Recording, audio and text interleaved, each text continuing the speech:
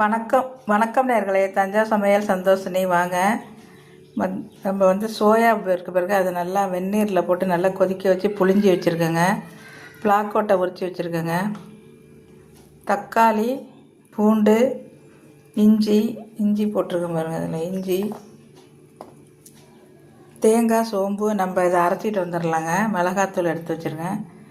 முள்ளங்கி, கத்திரிக்காய் எடுத்து வச்சுருக்கேன். உருளைக்கிழங்கு ஒன்று வேக வச்சு வச்சுருக்கேன். பச்சையாகவும் போட்டுக்கலாம், நான் வேக வச்சு வச்சுருக்கேன். வாங்க இப்போ தாளிச்சிடலாம்.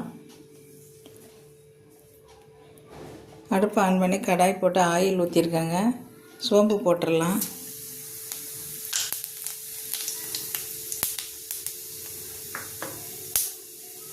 வெங்காயம் போட்டுடலாம்.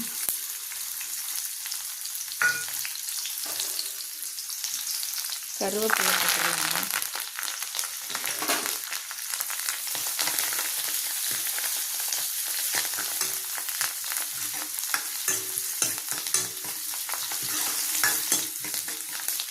நல்லா வதங்கட்டுங்க வெங்காயம். இப்போ நல்லா வதங்கிட்டுங்க. இப்போ நம்ம முள்ளங்கி போட்டுடலாம், கத்திரிக்காய் போட்டுடலாம்.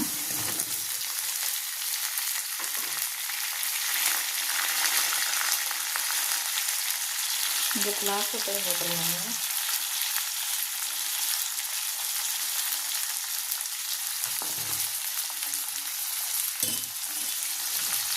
இப்போ இதை நல்லா வதக்கிட்டு நம்ம குழம்பு அதை அரைச்சிட்டு வந்து இதில் ஊற்றிடலாங்க.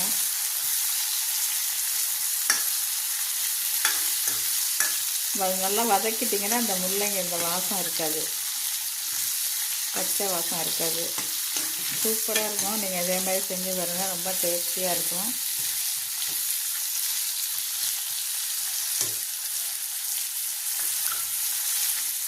இப்போ இந்த நம்ம கரம் மசாலா பவுடர் போட்டுக்கலாங்க. பட்டை, பூவு, கிராம்பு இதெல்லாம் அரைச்சது போட்டுடலாம். அப்புறம் நம்ம இந்த சோயாவையும் போட்டுடலாம். உருளைக்கிழங்கையும் போட்டுடலாம். மிளகாத்தூள் போட்டுடலாங்க.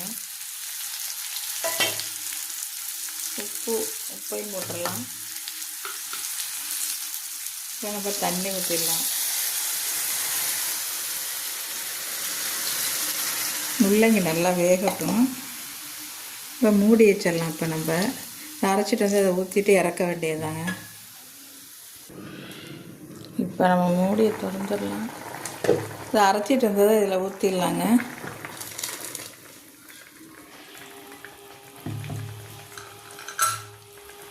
இப்போ நல்லா கொதிச்சிருச்சுங்க. குருமா குழம்புன்னு சொல்லலாம், பொரிச்ச குழம்புன்னு சொல்லலாங்க.